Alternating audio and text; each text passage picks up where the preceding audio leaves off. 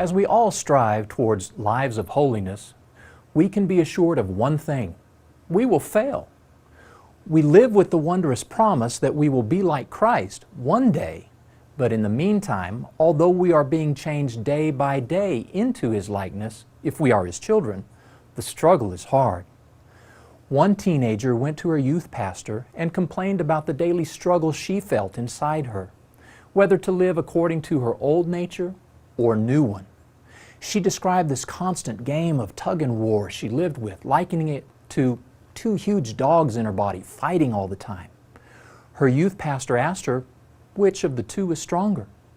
All of a sudden she had her answer and said, "I guess whichever dog I feed the most." Paul fully related.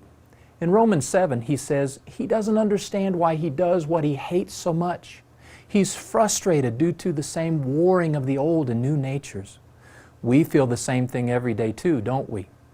We hear God tell us to hate what is evil and cling to what is good in Romans 12:9, and to be holy because He is holy in Leviticus 11:44. But we need help. As Paul goes on to say in Romans 7:25, "Thanks be to God who rescues us through our Lord Jesus Christ." God does not give us commands He won't help us fulfill. But first of all, His help has to be received. Do you already hate evil and are clinging to the good? Or do you still need to pray that God will give you abhorrence towards evil? We can't secretly enjoy things that sadden God and then scratch our heads wondering why we still struggle with sin. After praying for a correct attitude against sin, accept the help that God provides, however He chooses to provide it. It just may come in the form of a godly friend, like Moses had standing beside him as he came down from Mount Sinai, Joshua. The scene that met Moses' eyes must have been daunting. 600,000 men, not counting women and children, crossed the Red Sea. And as far as we are told, only Joshua and he were left standing faithfully for God. Moses was willing to go against nearly 1 million people and confront evil.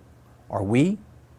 Lastly, put guard over what you watch and subject your mind to. As the saying goes, garbage in, garbage out. Our minds are like computers, and if the bad data never goes in, it won't be able to come out. There's no escaping all of the evil surrounding us, but we can surround ourselves with the Word, friends, and encouragement from Him who is passionate about His kids' call to holiness.